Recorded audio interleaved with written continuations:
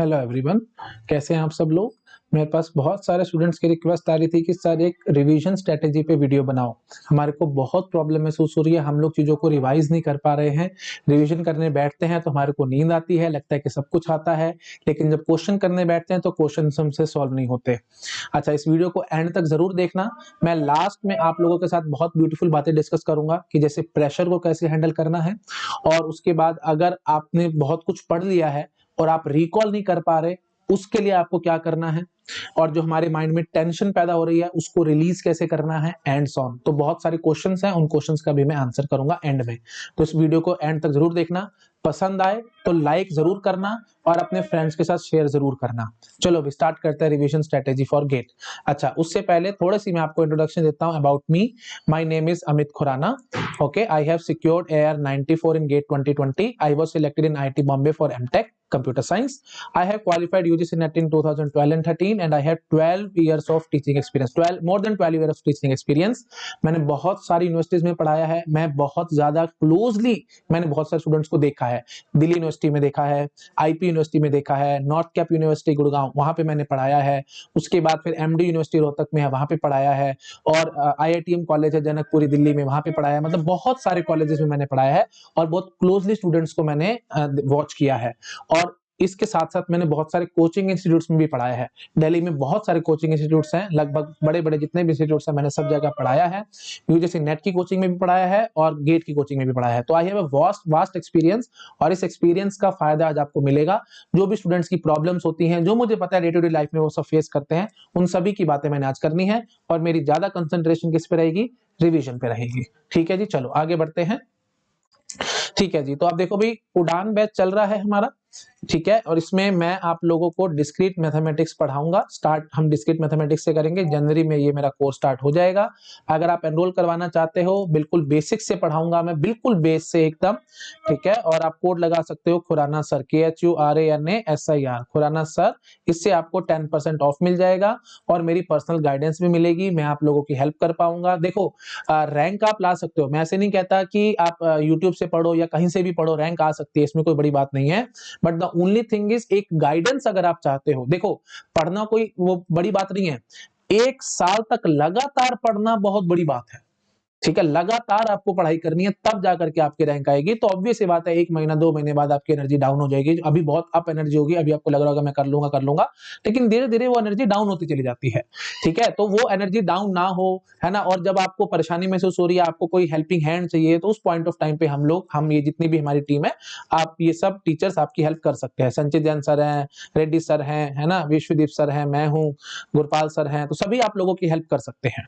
ठीक है, तो इस बात को ध्यान रखना। तो अगर आप गाइडेड प्रिपरेशन चाहते हो तो चांस नहीं लेना चाहिए। देखो, मैं एक बात हमेशा समझाता हूं, उस चीज के लिए रोना चाहिए जो चीज आपके पास नहीं आ सकती, दोबारा से नहीं आ सकती। सपोज करो आपकी गाड़ी बिक गई, है ना, कुछ नुकसान हो गया, तो उसमें रोने की कोई बात नहीं है, आप तो उसको दोबारा अर्न कर लोगे। लेकिन जो टाइम हाथ से निकल गया, वो टाइम दोबारा नहीं मिलेगा। अगर आपका एम है कि मुझे इसी साल हर हाल में गेट क्वालिफाई करना है, और अगर आप अफोर्ड कर सकते हो, तो मेरे हिसाब से आपको एनरोल करवा लेना चाहिए पेड बैच में। इससे आपका बहुत फायदा होगा, गाइडेड प्रिपरेशन मिलेगी और काफी हद तक चांसेस है आप कर जाओगे। फ्री कोर्सेज में अगर आप जाओगे तो कर वहां से भी जाओगे, उसमें कुछ नहीं है। द ओनली थिंग इज आपको गाइडेंस नहीं मिल पाएगी प्रॉपर। तो अगर आप गाइडेंस की तलाश कर रहे हो, गो फॉर पेड कोर्स। ठीक है, चलिए आगे आते हैं। और 1 साल में बड़े आराम से कर पाओगे, क्योंकि हम सब हैं आप सब आपकी हेल्प करने के लिए, यहाँ पे पूरी टीम है हमारी। ठीक है, अच्छा, और एक बुनियाद बैच है गेट 2025 के लिए है वो। यहाँ पे भी मैं डिस्क्रीट मैथमेटिक्स स्टार्ट कराऊंगा और जनवरी में ये स्टार्ट हो जाएगी। ठीक है, एग्जैक्ट टाइमिंग वगैरह वो सब आपको धीरे धीरे पता लग जाएगा। और आप कोड लगा सकते हो खुराना सर, KHURANASIR। इससे आपको 10% ऑफ मिल जाएगा और मेरी पर्सनल गाइडेंस भी मिल जाएगी। ठीक है जी, चलो आते हैं अब हम अपनी फर्स्ट टिप पे। The first tip for revision is do not do passive revision. Passive revision नहीं करनी। पैसिव रिवीजन क्या है? यही जो मैं आपको अभी थोड़ी देर पहले बता रहा था। आपने क्या किया? नोट्स खोल लिए, नोट्स खोल के बैठे, पढ़ना शुरू कर दिया। अब कॉमन सेंस से सोचो, नेटवर्किंग का एग्जांपल लो, 200-300 पेज के इतने मोटे नोट्स होंगे आपके, तो क्या आप उसको रिवाइज करोगे? बिल्कुल नहीं करोगे, कोई भी नहीं करेगा। रादर 1-2 बार ये तो आप कर लोगे, आपको इंटरेस्ट भी पैदा होगा, अच्छा भी लगेगा, क्योंकि आप फर्स्ट सेकंड टाइम कर रहे हो तो आपको लगेगा कि हाँ जी मेरे को शायद टॉपिक्स नहीं आते एंड सो ऑन। लेकिन जब आप थर्ड फोर्थ टाइम जब आप देखोगे, तो वो सब चीजें आपको बहुत बोर करेंगी, है ना। आपने टॉपिक उठाया, लगा अच्छा ये तो मेरे को आता ही है, सिग्नल्स का टॉपिक देख रहे हाँ ठीक है, सिग्नल तो मेरे को आते ही हैं, एनालॉग सिग्नल होता है, डिजिटल सिग्नल होता है, एंड सो ऑन, है ना। फिर ऐसे ऐसे थोड़े से और आप 4-5 पेजेस पलट के आगे बढ़ जाओगे। उसके बाद फिर आपने कोई और टॉपिक ऐसे रैंडमली काम करने की कोशिश करोगे ना, कोई और टॉपिक, क्योंकि बोरियत महसूस हो रही है ना, क्योंकि कंसिस्टेंटली ढंग से तो काम कर नहीं रहे हो, बोर हो रहे हो, तो फिर आगे पेजेस पलटोगे। आगे पेजेस पलटे, आपने डेटा लिंक लेयर देख ली, तो डेटा लिंक लेयर में आपने कुछ टॉपिक उठा लिया, जैसे sliding window protocol, and so on, 2-4 फॉर्मूले अपने माइंड में घुमाए, लगा कि हाँ ठीक है आता है, चलो आगे बढ़ो, एंड सो ऑन। तो फिर आपको लगेगा ठीक है जी मेरी रिवीजन हो गई, लेकिन जब आप क्वेश्चंस करने बैठे तो कुछ भी याद नहीं आ रहा, ब्लैंक हो रहे हो, परेशान हो रहे हो, है ना। तो ये पैसिव वे ठीक नहीं है। ओके, नोट्स खोल के बैठना, नो डाउट आपने जितने मर्जी अच्छे नोट्स बना रखे होंगे, मैं इस चीज को मना नहीं कर रहा हूँ, आपने बहुत ब्यूटीफुल अलग अलग कलर्स, अलग अलग पेन्स यूज करके नोट्स बनाए होंगे, जो फॉर्मुलेज होंगे उनको रेक्टेंगल में बंद कर रखा होगा, स्क्वायर में बंद कर रखा होगा, एंड सो ऑन, बहुत कुछ किया होगा आपने, बहुत मेहनत से नोट्स बनाए होंगे। लेकिन एक फैक्ट मैं आपको बताता हूँ, कड़वी बात है लेकिन सच्ची बात है, जितनी ज्यादा मेहनत से और जितने अच्छे आप नोट्स बनाओगे ना, उतनी ज्यादा जल्दी आप उनको पढ़ते पढ़ते बोर हो जाओगे। ठीक है, तो प्लीज ध्यान रखो भाई ये चीज, बहुत ज्यादा मेहनत करके नोट्स बनाओगे तो उसका आपको खुद ही नुकसान होगा। एक तो टाइम बहुत वेस्ट करोगे, है ना, अलग अलग पेन्स लगाओगे, अलग अलग चीजें मतलब अलग अलग पेन से नोट्स बनाओगे और अलग उनको सर्कल करोगे, किसी फॉर्मूले को स्क्वायर में बंद कर रहे हो, एंड सो ऑन। एक तो उसमें टाइम बड़ा बर्बाद हो रहा है, दूसरी बात फिर जब आप उसको खोल के बैठोगे ना, तो आपको एक नोवेल टाइप लगेगा, आपको लगेगा कि ठीक है यार ये तो जैसे नॉवेल्स पढ़ते हैं ना, फटाफट से पेजेस पलटते चले जाते हैं, ऐसे ही आप इनको पलटते चले जाओगे, लगेगा ये भी आता है, ये भी आता है, ये भी आता है, बट आएगा कुछ भी नहीं, आप भूल जाओगे, है ना। तो that is the very big problem. तो नोट्स बनाते टाइम इस चीज का थोड़ा सा ध्यान रखो कि बहुत ज्यादा मेहनत उन पे मत करो, यहाँ यहाँ घुसाने की कोशिश करो। गेट एग्जाम में नोट्स लेके नहीं जाने आपको, किसी को दिखाना नहीं है कि हाँ जी देखो मेरे ये ऐसे, आप नोट्स दिखाओ कि ये देखो मैंने इतने अच्छे नोट्स बनाए हैं, एंड सो ऑन, मेरे को इतना कुछ आता है, एंड सो ऑन, कोई मैं कुछ मैटर नहीं करता। At the end of the day क्या मैटर करेगा? Get rank. आप आईआईटी बॉम्बे में जाके बोल दोगे कि ये देखो मेरे नोट्स इतने अच्छे, मेरे को आईआईटी बॉम्बे में सिलेक्शन दे दो, कोई नहीं देगा आपको, कोई पूछेगा भी नहीं।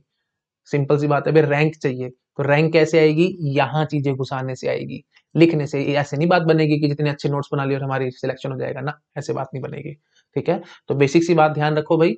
तो ये जितने अच्छे नोट्स बनाते हो ना, जो जो ज्यादा अच्छे नोट्स बनाते हो, तो वो पैसिव रिवीजन की तरफ ज्यादा जाता है ना, कि मैं तो नोट्स अच्छे बना लिए, अब तो मेरे को सारा कुछ आ गया, तो मैं पैसिव वे में अपना काम करूंगा, है ना, जबरदस्ती का मतलब बस देखता जाऊंगा, चीजें याद आती चली जाएंगी, एंड सो ऑन, बट ऐसे होगा नहीं। तो अब मैं आपको बेस्ट वे बताता हूँ, do active revision, passive revision मत करो। एक्टिव रिवीजन का मतलब क्या है?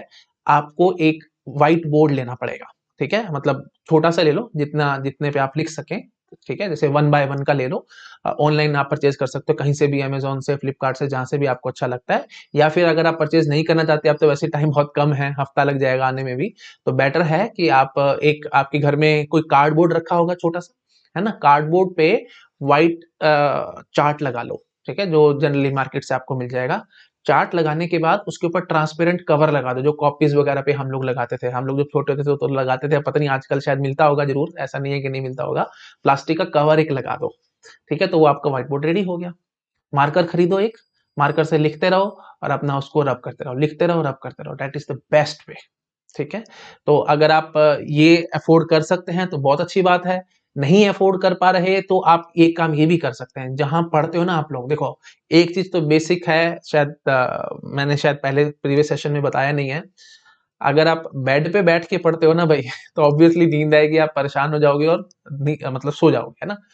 पढ़ने बैठे थोड़ा सा पढ़ाई करोगे, सो जाओगे, तो बेटर है कि चेयर टेबल पे बैठ के काम करो। ये तो ऑब्वियस आपको पता होगा, है ना, कि सभी लोग, सभी स्टूडेंट्स, मैं एज्यूम कर रहा हूँ कि चेयर टेबल पे ही बैठ के काम करते हैं, बेड वगैरह पे कोई काम नहीं करता। अगर करता है तो प्लीज अभी बंद करो और चेयर टेबल पे बैठना स्टार्ट करो, ठीक है। नहीं है तो प्लीज एटलीस्ट थोड़ा सा खर्चा कर लो और परचेज कर लो। चेयर टेबल के बिना काम करोगे तो भाई एक्टिवनेस नहीं होगी आपकी बॉडी में, लेथार्जिक रहोगे और सो जाओगे, पढ़ते पढ़ते नींद आएगी बहुत ज्यादा। ऑब्वियस सी बात है भाई, किसी को भी बोलो बेड पे बैठ के, रजाई में बैठ के पढ़ाई कर रहे हो, ठंडा मौसम है, क्या होगा? नींद आएगी, सो जाओगे, है ना। तो बेटर क्या है? चेयर टेबल पे बैठ के काम करना है, और टेबल के ऊपर आप चार्ट चिपका दो, ठीक है। मैं अपनी पर्सनल बात करूं तो मैंने ऐसे किया था, मैंने कार्डबोर्ड और ये सब फालतू के टाइम वेस्ट नहीं किया था, टाइम मेरे पास बहुत कम था, तो मैंने ऐसे किया था, अपनी टेबल के ऊपर व्हाइट चार्ट लगा दिया था, व्हाइट चार्ट पेस्ट करके उसके ऊपर प्लास्टिक का शीट लगा दिया था, उसके बाद बस टेबल पे बैठा रहता था, चेयर टेबल पे लिखता रहता था, रब करता रहता था, लिखता रहता था, रब करता रहता था। इस स्टाइल से आपको चलना है। एक बात याद रखना भाई, जितना ज्यादा लिखोगे ना उतना ज्यादा जल्दी आपको चीजें याद होंगी। ऐसे याद नहीं होगी, पढ़ पढ़ के याद नहीं होगा। एक बार अच्छे से लिख लिया, एक बार नोट्स बना लिया और उसको सोचा कि मैं बार बार पढ़ पढ़ के काम कर लूंगा, ऐसी बात नहीं बनेगी। ठीक है, पढ़ पढ़ के कुछ नहीं होगा। ओके, आई थिंक आप समझ पा रहे हो कि मैं क्या कहने की कोशिश कर रहा हूँ। So the best way is लिख लिख के रिवाइज करना है।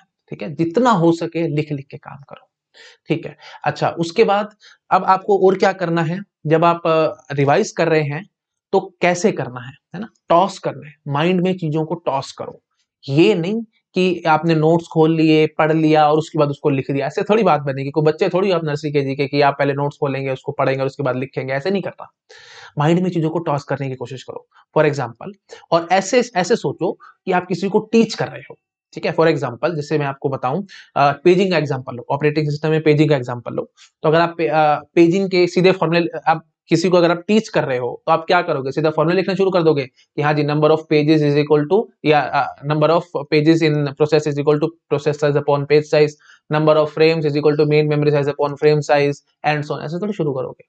आप पहले कैसे शुरुआत करोगे, आप बोलोगे कि process is divided into fixed and equal size parts called pages, main memory is divided into fixed and equal size parts called frames. To properly implement the scheme, page size must be equal to frame size, और pages randomly frames के अंदर जाके store हो जाएंगे। अभी याद नहीं रहेगा कौन सा पेज किस फ्रेम में स्टोर हुआ, उसके लिए हमारे पास पेज में टेबल है। नंबर ऑफ, अब यहां से फिर बोलना शुरू कर सकते हो कि नंबर ऑफ पेजेस कितने होंगे, obviously process size upon page size, है ना, जितना प्रोसेस का साइज है हम उसको पेजेस से डिवाइड कर देंगे तो नंबर ऑफ पेजेस मिल जाएंगे, ऐसे नंबर ऑफ फ्रेम्स मिल जाएंगे। Number of entries in page map table is equal to number of pages in the process. Obviously जितने पेजेस होंगे प्रोसेस में, हर एक पेज की एक एक एंट्री करनी है ना पेज मैप टेबल में, तो नंबर ऑफ एंट्रीज वाली बात आ गई। तो इस स्टाइल से अगर आप चीजों को देखोगे, है ना, इस स्टाइल से अगर आप माइंड में चीजों को टॉस करोगे और लिख लिख के याद करोगे, तो मुझे बताओ कहाँ मिस्टेक होगी। ऑब्वियस सी बात है, बड़े आराम से सब काम कर लोगे।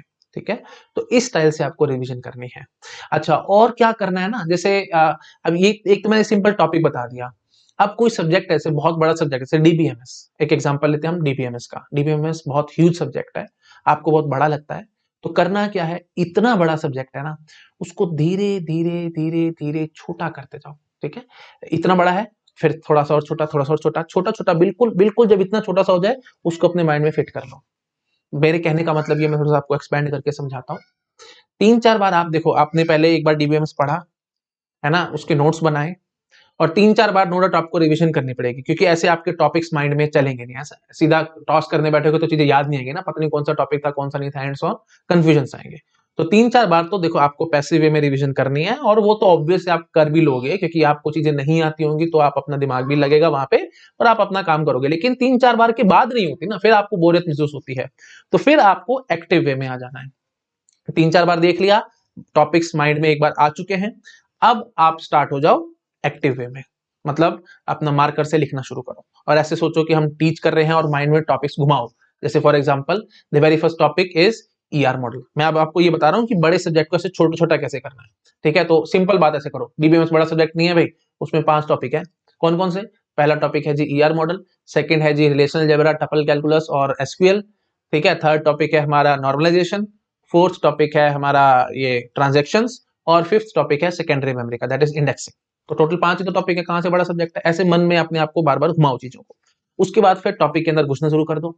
जैसे लिख लो, पहले तो 5 टॉपिक लिख लो, उसके बाद फिर ईआर मॉडल उठाया, उसके बारे में फिर थोड़ा थोड़ा अपने माइंड में टॉस करो। अच्छा जी, ईआर मॉडल में क्या था भाई, entity types, attributes, relationships. Entity types के बारे में सीखो, है ना, एंटिटीज क्या होती थी, entity type, entity instance, entity set, ये सब क्या थे, उसके कुछ कुछ एग्जांपल्स माइंड में रख लो। रेक्टेंगल से शो करते थे एंटी टाइप को, एंड सॉन, फिर सोच लो strong antitype, weak antitype, फिर रिलेशन कैसी होती थी स्ट्रॉन्ग और वीक में, एंड सॉन, कुछ कुछ बातें ऐसे माइंड में घुमा लो। उसके बाद फिर एट्रीब्यूट्स पे आ जाओ। एट्रीब्यूट्स में देख लो कि इनहेरिटेड, ये you can say derived attributes हैं, है ना, और उसके बाद फिर सिंपल एट्रीब्यूट्स हैं, मल्टीवैल्यूड एट्रीब्यूट्स हैं, कंपोजिट एट्रीब्यूट्स हैं, एंड सॉन, ये सब आपके माइंड में आ जाएगा।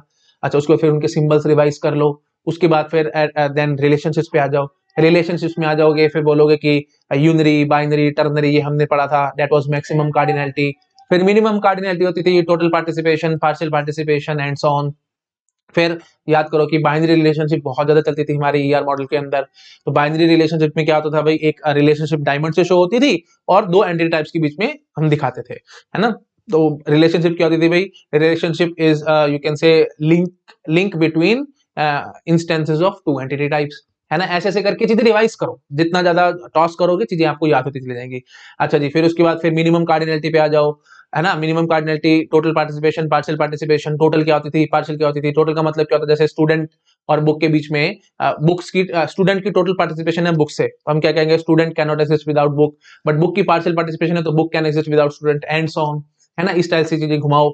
अच्छा जी, तो उसके बाद फिर मैक्सिमम कार्डिनलिटी पे आ जाओ, one to one, one to many, many to one, many to many, है ना। फिर ईआर मॉडल से टेबल के टॉपिक पे आ जाओ। अच्छा, ईआर मॉडल को हम लोग टेबल में कन्वर्ट करा करते थे, तो टेबल में कन्वर्ट करने के लिए हम लोग वो रूल्स एंड रेगुलेशंस देखी थी हमने, है ना। मैनी टू मैनी रिलेशनशिप होगी, partial participation on both side, तो उसके लिए एक एक्स्ट्रा टेबल बनेगी। वन टू मैनी रिलेशनशिप है, चाहे कैसी भी हो, मतलब टोटल पार्टिसिपेशन हो, पार्शियल पार्टिसिपेशन हो, दो टेबल में हमारा काम चल जाएगा। और एक एक्सेप्शन देखी थी कि अगर वन वाली साइड पे टोटल है, मैनी वाली साइड पे पार्शियल है, तो हम टेबल को मर्ज करके एक सिंगल टेबल बना सकते हैं, है ना। तो ये सब रूल्स माइंड में बार बार घुमाते रहो, ठीक है। उसके बाद फिर आ जाओ आप वन टू वन पे। वन टू वन में रिवाइज करो, अगर दोनों तरफ से टोटल पार्टिसिपेशन होती थी तो हम लोग मर्ज कर लेते थे टेबल को। अगर दोनों में से एक तरफ भी पार्शियल है तो हम लोग मर्ज नहीं कर सकते, मतलब दो ही टेबल्स बनेंगी, है ना। मैनी टू मैनी के केस में तीन टेबल बन जाएगी, मतलब दो तो एंटिटी टाइप की और एक रिलेशनशिप की बनेगी। बट खास बात क्या होता था कि दोनों तरफ से पार्शियल होना चाहिए, है ना। इस टाइप से आप चीजों को घुमाते चले जाओ, ठीक है। अच्छा, उसके बाद फिर ये हो गया हमारा ये ईआर मॉडल से टेबल का टॉपिक हो गया। उसके बाद फिर आप आ जाओ एसक्यूएल में, है ना। रिलेशनल अलजेब्रा, कैलकुलस और एसक्यूएल। रिलेशनल अलजेब्रा में हमने पढ़े थे बेसिक ऑपरेटर्स और डिराइव्ड ऑपरेटर्स। बेसिक ऑपरेटर में selection, projection, renaming, Cartesian product, है ना, ये सब देखा। और सेट डिफरेंस भी देखा, है ना। और उसके बाद फिर डिराइव्ड ऑपरेटर्स पे आ जाओ। डिराइव्ड ऑपरेटर में ज्वाइन पढ़ा, एंड सो ऑन, जो भी ऑपरेटर्स आपने पढ़े थे वो सब देख सकते हो। ज्वाइन दो टाइप का था, मतलब मल्टीपल टाइप्स का था ना, theta join, equi join, natural join, है ना। और उसके ये तो इनर ज्वाइंस के टाइप थे। फिर आउटर ज्वाइन होती थी, left outer, right outer, full outer, कैसे चलते थे, क्या यूज था, क्या क्वेरीज होती थी, एंड सो ऑन। ऐसे ऐसे माइंड में चीजें घुमाओ, ठीक है, टॉस करते चले चले जाओ। अच्छा जी, उसके बाद फिर हमारा आ जाएगा कैलकुलस। कैलकुलस में ज्वाइन कैसे करते थे वो आपको याद आना चाहिए कि अलजेब्रा के हिसाब से हम लोग कैलकुलस में कैसे ज्वाइन करवा रहे थे, सिलेक्शन कैसे करा रहे थे, प्रोजेक्शन कैसे करवा रहे थे, एंड सो ऑन, ठीक है। उसके बाद फिर एसक्यूएल में आ जाओ। एसक्यूएल में हमारे चार टॉपिक्स थे, डीएमएल, डीसीएल, टीसीएल, है ना। ये सब हमने देखना था। तो DML was the most important, और फोर्थ पार्ट था शायद डीडीएल, है ना। डीडीएल, डीसीएल, डीएमएल और टीसीएल, है ना। Data definition language, data control language, data manipulation language और transaction control language. Four types थे ना हमारे पास, मतलब फोर पार्ट्स थे एसक्यूएल के, अच्छा बोले तो फोर पार्ट्स थे, है ना। तो DML was the most important part, उसमें सिलेक्ट, फ्रॉम, वेयर, ये सब आता था। सिलेक्ट क्लॉज में हम लोग बात करते थे, सिलेक्ट एग्जैक्टली जो था एसक्यूएल में, that was just like your projection in relational algebra, from just like Cartesian product, where was just like your selection in relational algebra, and so on, ठीक है। इस तरह से आप अपने माइंड में टॉस करते जाओ चीजों को। तो फिर एसक्यूएल वाला पार्ट में कुछ फिर हमने सेट ऑपरेशन देखे थे, इन, सम, ऑल, है ना। और आई थिंक याद आ रहा होगा ना, ऐसे ऐसे घुमाओ चीजों को, है ना। तो ये सब एसक्यूएल की कुछ कुछ क्वेरीज कर लेना, अपने माइंड में टॉस कर लेना। अच्छा जी, उसके बाद फिर हम आ जाएंगे नॉर्मलाइजेशन पे। First normal form, second, third, fourth, fifth, five normal forms हमारे को देखनी है। फर्स्ट नॉर्मल फॉर्म क्या कहती थी भाई, एटॉमिक वैल्यूज रखनी चाहिए, है ना। Each cell of table must contain atomic values. Second normal form में पार्शियल डिपेंडेंसी रिमूव होती थी। थर्ड नॉर्मल फॉर्म में multi value, sorry, third normal form में ये जो होती थी, मेरे को एकदम वही बात है ना, सारा माइंड में चल रहा है। थर्ड नॉर्मल फॉर्म में हमारी ये ट्रांजिटिव डिपेंडेंसीज, है ना। ट्रांजिटिव डिपेंडेंसीज हम लोग थर्ड नॉर्मल फॉर्म में रिमूव कर लेते थे, है ना। फिर फोर्थ नॉर्मल फॉर्म में मल्टीपल डिपेंडेंसी चली जाती थी। फिफ्थ नॉर्मल फॉर्म में जॉइंट डिपेंडेंसीज रिमूव हो जाती थी, है ना। फर्स्ट नॉर्मल फॉर्म में क्या प्रॉब्लम थी जो सेकंड आई, सेकंड में क्या प्रॉब्लम थी जो थर्ड आई। Adequate normal form third normal form होती है ना। ऐसे ही मैं कुछ याद करके नहीं बैठा हूँ, जो मेरे मन में आ रहा है मैं सारा बस टॉस कराता जा रहा हूँ आपको, ताकि आपके माइंड में चीजें फटाफट से रिवाइज होती चले जाए, और कुछ नहीं, ठीक है। ओके, तो इस तरह से आपको चलाना है ना। आई थिंक वीडियो बहुत ज्यादा लंबा हो रहा है, तो मैं इसको यहीं पे थोड़ा सा ब्रेक लगा देता हूँ, नहीं तो ऐसे बोलता रहूंगा तो बहुत ज्यादा टाइम वेस्ट हो जाएगा। तो आपको समझ में आ रहा होगा ना। बट मेन बात क्या है, आपको बस समझ में आ गया होगा कि टॉपिक्स को बार बार ही टॉस करते रहना अपने माइंड में, ठीक है। तो बस ये देख लेते हैं। फिर थर्ड नॉर्मल फॉर्म थी, उसके बाद फिर हमारा बीसीएनएफ आती है ना। बीसीएनएफ क्यों आई थर्ड नॉर्मल फॉर्म में, क्या प्रॉब्लम थी। एडुकेट नॉर्मल फॉर्म हमारी थर्ड नॉर्मल फॉर्म रहती है। फिर फोर्थ में मल्टीपल डिपेंडेंसीज आती हैं एंड सो ऑन, वो सब आपको याद आ रहा होगा ना। नॉर्मलाइजेशन के बाद फिर हमारा आ जाता है टॉपिक ये ट्रांजैक्शंस का। ट्रांजैक्शन में शेड्यूल्स आ जाते हैं। शेड्यूल्स में हम लोग देखते थे सीरियल शेड्यूल, फिर सीरियलाइजेबल शेड्यूल, फिर conflict equivalent, conflict serialisable, view equivalent, view serialisable, उसके बाद फिर रिकवरेबल, कैस्केडलेस, स्ट्रिक्ट, है ना। तो ये सब शेड्यूल्स की क्या डेफिनेशंस थी, क्या यूजेस थे, है ना। फिर कंकरेंसी कंट्रोल टेक्निक्स आई। Concurrency control technique conflict serializability पे बेस्ड थी, व्यू सीरियलाइजेबिलिटी पे बेस्ड नहीं थी, क्योंकि व्यू सीरियलाइजेबिलिटी की चेकिंग एनपी कंप्लीट प्रॉब्लम है, जिसको चेक करने में बहुत टाइम बर्बाद हो जाता है। तो जल्दी जल्दी चेकिंग करने के लिए कॉन्फ्लिक्ट सीरियलाइजेबिलिटी पे बेस्ड रह गई and so on. I think समझ में आ रहा होगा, है ना। और उसके बाद फिर हमारा लास्ट टॉपिक आ जाता है, दैट इज योर ये ट्रांजेक्शंस ओवर होने के बाद ये लास्ट टॉपिक इज योर कौन सा, हाँ, सेकेंडरी मेमोरी का, है ना। सो सेकेंडरी मेमोरी में आ जाओगे। सेकेंडरी मेमोरी में हम ये डिस्क के बारे में पढ़ रहे थे, है ना।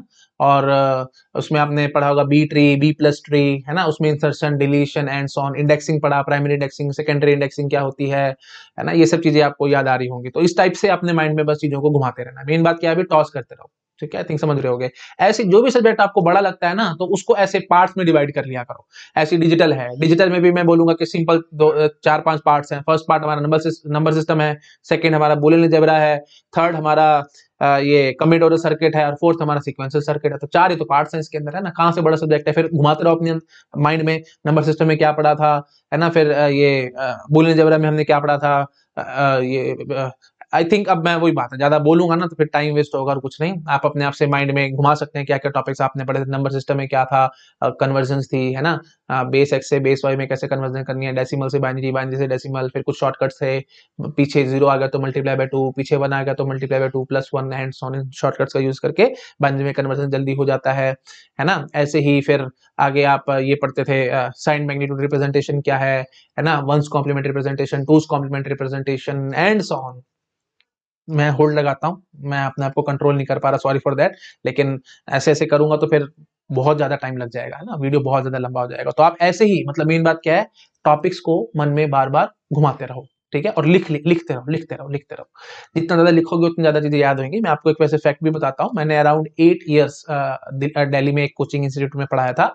ओके, जीएस राय में इंस्टीट्यूट था। तो अगर आपको पता हो, थोड़ा सा नॉलेज हो दिल्ली के बारे में, तो जीएस राय, बेरसराय, ये सब जो एरियाज हैं, यहाँ पे सब स्टूडेंट का एरिया है ना। इतनी कोचिंग्स हैं वहां पे। जैसे आप शॉपिंग मॉल में जाते हैं, जैसे शॉप्स होती है ना, ऐसे वहां पे सारे कोचिंग इंस्टीट्यूट्स हैं। तो बहुत सारे हैं, लगभग हर शॉप वहां पे कोचिंग इंस्टीट्यूट है। तो वहां पे जैसे स्टूडेंट एरिया है, तो हॉस्टल्स भी बहुत सारे हैं।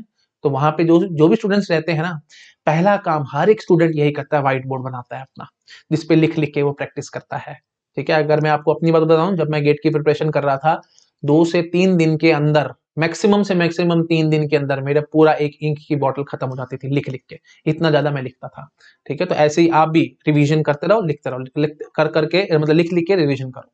आई थिंक आपको समझ में आ गया होगा मैं क्या कहने की कोशिश कर रहा हूँ। तो प्लीज याद रखना है भाई, पैसिव रिवीजन आपको नहीं करनी, एक्टिव वे में आप काम करो, है ना। टाइम बहुत कम है, सब्जेक्ट्स आपने पढ़ लिए हैं। हाँ, अगर आपको सब्जेक्ट के बारे में बहुत कम नॉलेज है, एक दो बार ही आपने पढ़ा है टॉपिक, जैसे मैंने टॉस करके दिखाया, ऐसे आप टॉस नहीं कर पा रहे हैं, तो फिर तो भाई क्या वे आउट है। मतलब आपको पहले पैसिव करना पड़ेगा, और ऑब्वियस सी बात है फिर आप पैसिव कर भी पाओगे, है ना, क्योंकि आपके माइंड में चीजें नहीं है, तो आपका मन भी करेगा रिवाइज करने का। लेकिन जब बोरियत महसूस होने शुरू हो जाए, तो आप समझ जाना भाई, हाँ जी, अब मेरा पैसिव रिविजन का टाइम खत्म, अब मेरे को एक्टिव वे में आ जाना है और लिख लिख के काम करना है, ठीक है। आई थिंक समझ पा रहे होगे आप लोग मैं कैसे कहना चाह रहा हूँ, ठीक है जी। अच्छा जी, सेकंड टिप है जी, कंसिस्टेंसी इज की टू सक्सेस। कंसिस्टेंसी इज की, ओके, मतलब इन द सेंस लगातार डेली बेसिस पे 2 से 3 घंटे आपको रिवीजन करनी है। ऐसे नहीं एक दिन रिवीजन करी, उसके बाद 2 दिन छुट्टी, है ना, 2 दिन कुछ और करने लगे, फिर 2 दिन करी, फिर एक दिन छुट्टी, एंड सो ऑन। ऐसे बात नहीं बनेगी भाई। कंसिस्टेंटली लगातार आपको काम करना है, ठीक है। डेली बेसिस पे 2 से 3 घंटे एटलीस्ट आपको रिवीजन को देने हैं, लिख लिख के आपको काम करना ही करना है। एक एम बना लो ना, मॉर्निंग में उठे, प्लानिंग में जैसे आप डे टू डे प्लान करते हो, मैंने आपको प्रीवियस लेक्चर में भी समझाया था कि प्लानिंग के बिना तो काम करना ही नहीं है ना। मॉर्निंग में जो डे प्लान आप बना रहे हो, बिल्कुल मिक्स अपना काम रखना है। जैसे 1 घंटा आज टीओसी पढ़ा, फिर ओएस पढ़ा, फिर नेटवर्किंग पढ़ा, फिर डिजिटल पढ़ा, उसके बाद फिर एक टेस्ट लिखा, एंड सो जैसे मैं जो भी आपका मन करे, जैसे भी आपने मिक्स शेड्यूल बनाया है, उसमें एटलीस्ट 2 से 3 घंटे आपको रिवीजन के लिए एलोकेट जरूर करने हैं, डेली डेली बेसिस पे। रिवीजन नहीं करोगे तो आज नहीं तो कल आप चीजें भूल जाओगे, फॉर्मुलेज माइंड से स्किप हो जाएंगे, और अगर वो स्किप हो गए तो समझ लो भाई फिर आपको कोई बचा नहीं सकता है ना, रैंक आपकी फिर बहुत ज्यादा नीचे आ जाएगी। क्योंकि जो सिंपल फॉर्मुले बेस्ड क्वेश्चन आ रहे हैं वो लगभग 90% स्टूडेंट ठीक कर देंगे, और अगर आपने वो ठीक नहीं किया तो भाई आपकी रैंक बहुत पीछे हो जाएगी, क्योंकि कॉम्पिटिटिव एग्जाम है। आई थिंक आप समझ पा रहे होगे। तो ये जो बेसिक बेसिक जो सिंपल क्वेश्चन, देखो डिफिकल्ट क्वेश्चन के बारे में कोई दिक्कत वाली बात नहीं है, आप छोड़ दो, क्योंकि बहुत सारे स्टूडेंट छोड़ेंगे तो आप भी छोड़ोगे, है ना। लेकिन एक सिंपल फॉर्मूला बेस्ड क्वेश्चन आ गया और आपको फॉर्मूला याद नहीं आ रहा, तो फिर तो गए ना भाई, फिर कौन बचाएगा आपको, ठीक है। तो रैंक तो बहुत पीछे हो जाएगी। तो प्लीज इस बात का ध्यान रखो, डेली बेसिस पे रिवीजन करो, फॉर्मुलेज वगैरह लिखते रहो, ताकि माइंड में आपकी चीजें एकदम फिट रहे। तो जब आप गेट एग्जाम में जाओ तो आपके माइंड पे टेंशन ना आए, ठीक है। ठीक, आप समझ पा रहे होगे मैं क्या कहने की कोशिश कर रहा हूँ। तो लगातार ये काम डेली बेसिस पे करते रहो, लिखते रहो, काम करते रहो। तो 2 से 3 घंटे डेली शेड्यूल में जो आपका है उसमें जरूर रखना रिवीजन के लिए, और 2 या 3 टेस्ट भी आपको जरूर देने हैं डेली बेसिस पे, ताकि चीजें आपकी रिवाइज होती रहें और पता लगता रहे कि मैं कहाँ खड़ा हूं। देखो आप कहीं पे भी पहुंचना चाहते हो, पहले ये तो पता करो कि आप खड़े कहाँ हो। आप कहते हो कि नहीं जी नहीं, मेरे को दिल्ली जाना है। अरे जब तक मैप में डालोगे नहीं करंट लोकेशन की कहाँ खड़े हो, वहां से दिल्ली जाना है, बात मैं समझता हूँ, लेकिन जब तक लोकेशन डालोगे तब तक मैप आपको रास्ता थोड़ी बताएगा। तो ऑब्वियस सी बात है भाई, आपको पहले पता होना चाहिए कि मैं कहाँ खड़ा हूँ, और उसके बाद फिर आप मेहनत करोगे ना कि आप कहाँ पहुंचना चाहते हो, वहां से वहां तक पहुंचने के लिए। जैसे आप यहाँ खड़े हो, यहाँ तक पहुंचना है, तो उस हिसाब से आप मेहनत करोगे यहाँ तक पहुंचने के लिए। जब आपको पता ही नहीं कि मैं खड़ा कहाँ हूँ, तो यहाँ तक पहुंचोगे कैसे। आई थिंक आप समझ पा रहे हो मैं क्या करने की कोशिश कर रहा हूँ, ठीक है। तो प्लीज डेली बेसिस पे काम करो, ठीक है। Okay, consistency is the key to success, याद रखना, ठीक है जी। अच्छा, आप कुछ क्वेश्चंस जो मेरे से स्टूडेंट्स ने पूछे हैं, मैं उन क्वेश्चंस का भी आंसर करने की कोशिश करता हूँ, जो बहुत सारे स्टूडेंट्स मेरे से पूछ रहे थे। सबसे पहली चीज तो how to release tension, tension कैसे रिलीज करनी है। देखो भाई, बेसिक सा पॉइंट है। मैं आपको एक बहुत यू कैन से एक एक इतना बेसिक पॉइंट आपको बताऊंगा जिससे आपकी जो भी माइंड में प्रॉब्लम्स हैं, जो भी टेंशन है ना, वो सब खत्म हो जाएंगे। एक बात लाइफ में हमेशा याद रखना, चाहे कोई भी इंसान हो, चाहे कितना भी क्लोज रिलेटिव हो, कितना भी आपका सगा संबंधी हो, आपको वो ऊपर बढ़ाने के लिए कुछ टिप्स ट्रिक्स देता रहेगा, आपको अच्छी सलाह देगा, सब कुछ करेगा। लेकिन द मोमेंट उसको पता लगा कि आप उससे आगे बढ़ रहे हो, वो बर्दाश्त नहीं कर पाएगा, ठीक है। तो चाहे कितना भी क्लोज रिलेटिव हो, बार बार समझा रहा हूं, अपने माइंड में आप चला लो, जो भी आपके क्लोज रिलेटिव हैं, जितना भी क्लोज है, जितना भी सगा संबंधी है, जो भी क्लोज फ्रेंड्स हैं, कोई भी है, कोई नहीं चाहता, सब चाहते हैं कि आप ऊपर उठ जाओ, लेकिन कोई ये नहीं चाहता कि आप उनसे ऊपर उठ जाओ। बात समझ रहे हो। लेकिन सिर्फ 2 ऐसे लोग हैं जो चाहते हैं कि आप उनसे ऊपर उठ जाओ। कौन है वो? आपके पेरेंट्स, मम्मी पापा। सिर्फ वही हैं जो चाहेंगे कि बच्चा हमारा हमसे ऊपर उठ जाए, बाकी और कोई नहीं चाहेगा। तो अब आप समझ पा रहे होंगे टेंशन रिलीज आपको कैसे करनी है। जो भी प्रॉब्लम है, जो भी दिक्कत है, सिर्फ अपने पेरेंट्स के साथ डिस्कस करो। आपको ये लगेगा, शायद जनरेशन गैप होता है ना, तो आपको लगेगा कि वो मेरी प्रॉब्लम्स को नहीं समझेंगे एंड सो ऑन, जो भी बात है। लेकिन जब आप बैठ के उनसे थोड़ा सा बात करोगे ना डेली बेसिस पे, तो आपकी प्रॉब्लम्स को समझेंगे और अच्छे से आपकी हेल्प भी करेंगे। अगर आप अपने फ्रेंड्स से या किसी से भी डिस्कस करोगे ना, वो आपको सॉल्यूशंस देंगे एंड सो ऑन, सब कुछ बताएंगे। लेकिन अगर उनको एक बार भनक लग गई कि हाँ जी ये तो मेरे से ऊपर उठ जाएगा, फिर वो आपकी हेल्प नहीं करेंगे, फिर आपको वो नीचे गिराने की कोशिश करते रहेंगे। तो प्लीज ध्यान रखो, टेंशन रिलीव करने का सबसे बेस्ट वे आउट है अपने पेरेंट्स के साथ डिस्कस करो। देखो, जो भी आपने गलतियां करी हैं, अगर आपको लगता है कि अब एंड टाइम आ गया गेट का और सबकी मेरे से एक्सपेक्टेशन बहुत ज्यादा है, लेकिन मैंने तो मिस्टेक्स करी हैं, गर्लफ्रेंड घुमाई है, बॉयफ्रेंड घुमाया है ना, अलग अलग मतलब मूवीज देखी या कुछ भी किया, टाइम बर्बाद किया, जो भी एक्सप्रेस रीजन था, एटलीस्ट कन्फेस कर लो अपने पेरेंट्स के आगे। ज्यादा से ज्यादा थोड़ा सा आपको डांट लेंगे, या ज्यादा से ज्यादा वर्स्ट केस में क्या होगा, एक थप्पड़ लगा देंगे, लेकिन उसके बाद वो आपको समझ जाएंगे कि हाँ जी ठीक है भाई, बच्चा है, भटक गया होगा, गलती कर गया होगा। तो उनको बता दो कि हाँ जी मैं ड्रॉप करूंगा, या मेरे को ये प्लान है आगे एंड सो ऑन, जो भी जो आपके मन में है उनको क्लियर कर दो, और उसके बाद वो आपको समझेंगे और आपकी टेंशन बिल्कुल माइंड से निकल जाएगी। ओके, क्योंकि टेंशन क्यों पैदा होती है? एक्सपेक्टेशंस, बहुत ज्यादा लोग आपसे एक्सपेक्ट कर रहे हैं और आप उनके एक्सपेक्टेशन पे खरा नहीं उतर पा रहे, तभी सारी टेंशन पैदा होती है, ठीक है। तो इस टेंशन को खत्म करना है, तो कैसे? पेरेंट्स के साथ डिस्कस करके। सिंपल बात है भाई, टेंशन को खत्म करने का वे आउट क्या होता है, अपने थॉट्स को किसी ना किसी के साथ शेयर कर लो, टेंशन अपने आप खत्म हो जाएगी। तो बेस्ट वे मैंने आपको बता दिया, इस तरीके से आपको चलना है, ठीक है। ओके जी, उसके बाद आया जी how to handle pressure. Pressure कैसे हैंडल करें। प्रेशर हैंडल करने का मैं आपको एक सिंपल लॉजिक बताता हूँ, बिल्कुल बेसिक वे आउट बताता हूँ। आपको क्या करना है, देखो आप आपके आइडल कौन है, आप मुझे ये बताओ, आपको कौन अच्छा लगता है। कोई म्यूजिशियन अच्छा लगता होगा, है ना, जो जो भी मतलब सॉन्ग्स वगैरह गाते हैं, या आपको कोई एक्टर बहुत अच्छा लगता होगा। तो आप जब भी उनको देखते हैं ना स्टेज पे, तो आप बोलते हो ना, आग लगा दी उसने, तो स्टेज पे आग लगा दी, ये कर दिया वो कर दिया एंड सॉन। क्या कभी सोचा है उसको टेंशन आती होगी, कभी सोचा आपने ये बात, बिल्कुल आती होगी भाई। आपको तो थोड़ा सा क्या है भाई, गेट एग्जाम लिखना है, उसको तो रोज 1 लाख 2 लाख लोगों के आगे परफॉर्म करना है, नर्वस तो होता होगा, टेंशन तो आती होगी। लेकिन वो कैसे हैंडल करते हैं पता है, प्रैक्टिस कर करके। जो भी आपको पसंद है, जो भी म्यूजिशियन पसंद है या जो भी एक्टर पसंद है, आप एक बार उनका स्ट्रगल देखो और मेहनत देखो।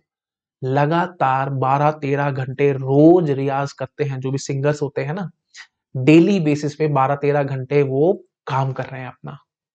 तो ये सब चीजें उनके सबकॉन्शियस माइंड में चली गई हैं।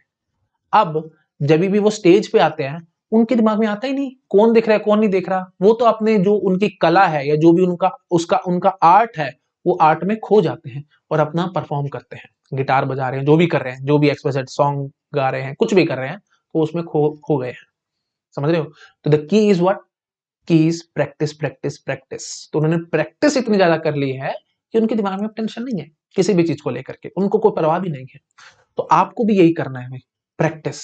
जब भी प्रॉब्लम आती है, जब भी टेंशन आती है माइंड में, हमेशा अपना सब कुछ निकाल के दिमाग से प्रैक्टिस प्रैक्टिस प्रैक्टिस प्रैक्टिस करते जाओगे। जितना ज्यादा आप प्रैक्टिस करते जाओगे, उतना ज्यादा आपका काम आसान होता चला जाएगा, ठीक है। तो आप जब गेट एग्जाम में जाएंगे, आपका माइंड एकदम टेंशन फ्री होगा, क्योंकि लगेगा ठीक है भाई मेरे को आता है, मेरे को क्या टेंशन है।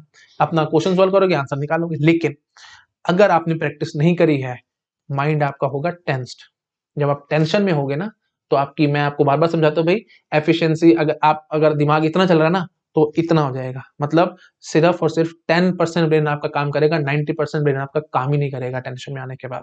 तो ऑब्वियसली दिक्कत आएगी। तो बेस्ट वे आउट क्या है भाई, जितनी ज्यादा हो सके, जितनी हो सके, बार बार समझा रहा हूं, प्रैक्टिस करो। चाहे मैं 1000 बार भी बोलूं प्रैक्टिस प्रैक्टिस प्रैक्टिस, वो भी कम है, ठीक है। बहुत प्रैक्टिस करो भाई, टेस्ट सीरीज दो, प्रीवियस ईयर क्वेश्चंस करो, टाइम मैनेजमेंट सीखो, उससे फिर आपको गेट एग्जाम में टेंशन नहीं आएगी, ठीक है।